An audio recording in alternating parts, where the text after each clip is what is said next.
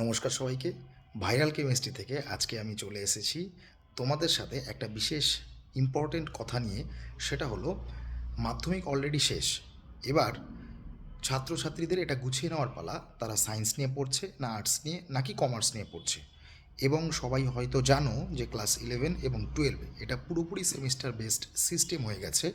প্রতিটি সেমিস্টারে পর্ষদের নিয়ম অনুসারে 6 মাস সময় পাওয়ার কথা, কিন্তু প্র্যাকটিক্যালি 6 মাস সময় কিন্তু পাওয়া যাচ্ছে না। কারণ টপিকসগুলো, বইয়ের সমস্ত চ্যাপ্টার্সগুলো কভার করার পর কোশ্চেন ব্যাংক সলভ করা, মক টেস্ট দেওয়া, সেই হিসেবে তোমাদের তৈরি হতে হবে পরীক্ষাগুলোর জন্য। উপরন্তু আরেকটা কথা বলি, যারা সায়েন্স নেবে তারা কিন্তু অবশ্যই ভেবে সায়েন্স নেবে। কারণ আমি এটা বলছি না যে সায়েন্স খুব কঠিন।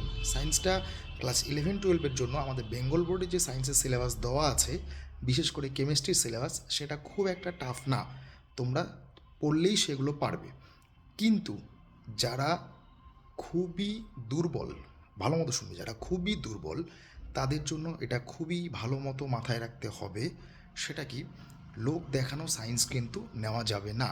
মানে পাড়ার অমুক দাদা তমুক দাদা বা আমার বাড়িরই কোনো দাদা দিদি সায়েন্স নিয়ে পড়েছে, অথচ আমার খুব একটা আসে না, তারা কিন্তু সায়েন্স নেওয়ার আগে অবশ্যই একটু ভেবে চিন্তে সায়েন্সটা নেবে। ঠিক আছে, এটাই আমার বলার ছিল। ধন্যবাদ।